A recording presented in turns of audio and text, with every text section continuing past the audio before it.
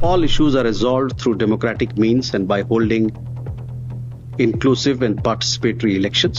বাংলাদেশ মনে করে এই বিষয়সমূহ একান্তই বাংলাদেশের অভ্যন্তরীণ বিষয় এবং এ ধরনের মন্তব্য অযাচিত এবং অন্য দেশের অভ্যন্তরীণ ইস্যুতে হস্তক্ষেপের শামিল।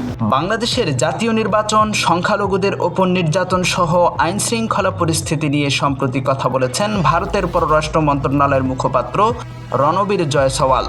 বাংলাদেশের অভ্যন্তরীণ ইস্যুতে ভারতের এহেন মন্তব্য ভালোভাবে নেয়নি ঢাকা।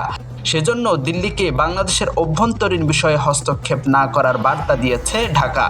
সম্প্রতি ভারতের পররাষ্ট্র মন্ত্রণালয়ের মুখপাত্রের বাংলাদেশ ইস্যুতে করা মন্তব্য নিয়ে বৃহস্পতিবার নিয়মিত সাপ্তাহিক ব্রিফিংয়ে এক প্রশ্নের জবাবে এসব কথা বলেন মুখপাত্র মোহাম্মদ রফিকুল আলম।